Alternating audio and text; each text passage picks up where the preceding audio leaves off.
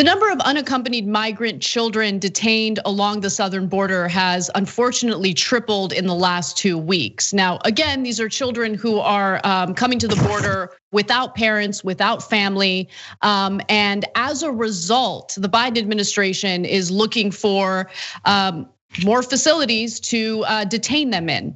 And so as a result, the Biden administration is thinking about reopening another one of the detention centers that the Trump administration actually got quite a bit of criticism for. The Biden administration is planning to reopen Homestead, renamed Biscayne Influx Care Facility, to make room for a growing number of Central American migrant children arriving at the southern border. So immigrants' rights and social justice groups say that it should be illegal to use this facility because it actually sits on top of land that has toxic chemicals. So among other waste, the land contains arsenic, lead, and mercury, which are known to cause immune problems and increase the risk of cancer in children. The nonprofit environmental organization Earth Justice also expressed concerns about metals, pesticides, semi-volatile and volatile organic compounds in the groundwater around the detention center. And the EPA also indicates that the facility is safe to use after cleaning it. But despite the EPA's reassurance that the Homestead Superfund is safe, by the way, Homestead Superfund is a super creepy name, let's keep it real. It is located on wetland, which would have to be retested after every storm, something the EPA does not do. So I talked about this when Ryan Grim was on the show, Cenk, on one of the days when you weren't here. And Ryan Grim, talked about two real solutions to what we're experiencing at the border. One of them is a long-term solution, of course, and that's, hey, maybe we don't get involved in the governing or the politics of Latin American countries and then destabilize them and lead to situations where people are fleeing their countries looking for safety here. So obviously that's a long-term solution because the United States should be helping to financially support these countries to make them safer and better for people to live in.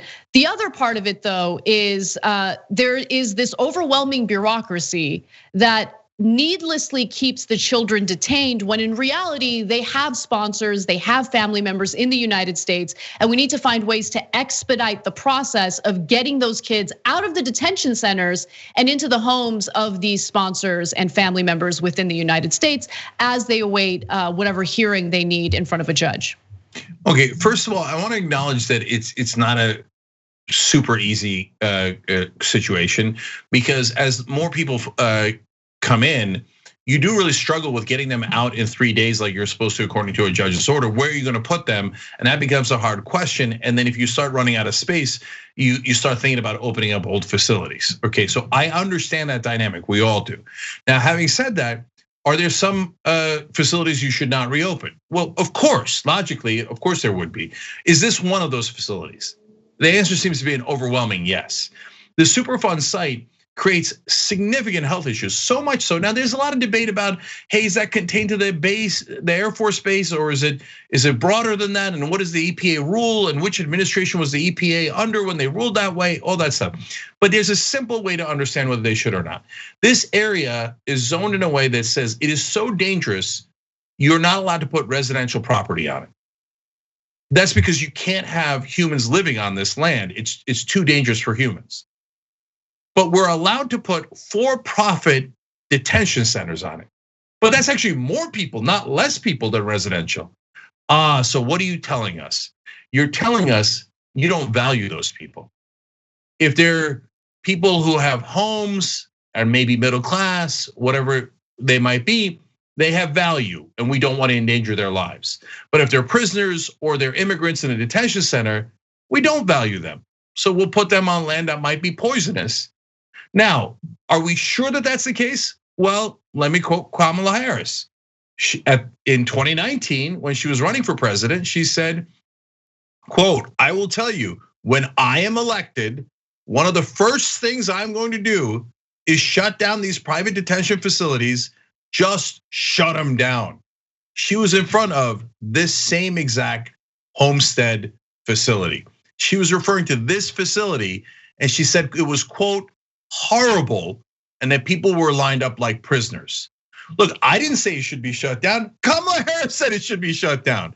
And now they're reopening that same facility. There's got to be accountability for Democrats when they huff and puff about Republicans and do the same exact thing after they get into office. Yeah, that's exactly right. And I actually want to read you the exact statement from Kamala Harris. This is reported in a BuzzFeed News article from June of 2019. And it says, they were lined up like prisoners. It was horrible. I will tell you, when I'm elected, one of the first things I'm gonna do is shut down the private detention facilities, just shut them down. You paraphrase that, Cenk, but I wanted to make sure the audience had the exact quote, because this is what probably frustrates me the most about our current political climate, especially as it pertains to Democratic lawmakers. They make those types of declarative statements. They engage in, for lack of a better phrase, the type of virtue signaling that appeals to good-natured voters who want to make sure that we treat people in a humane way, and then think that we're just going to forget about it.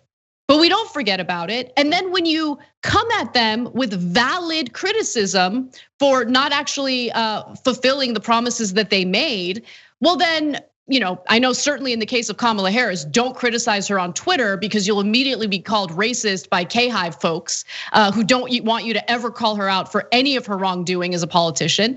But aside from Kamala Harris, any Democratic politician, hands off, don't criticize. They're better than Trump, they're better than Trump, they're better than Trump. But if Trump is the standard, it's the lowest possible bar for any lawmaker in Congress.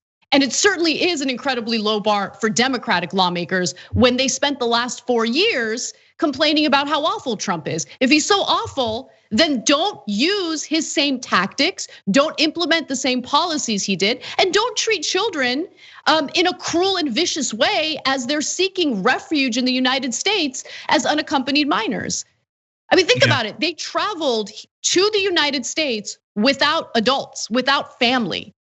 I mean, that is an incredibly dangerous, that's dangerous travel to do. I mean, think about how desperate that situation is. For them to be, detained in these literally toxic facilities is absolutely egregious and ridiculous. And I don't care if it's a Democrat or Republican, if the administration is doing it, they deserve the critique. Yeah, and so last two things on this one.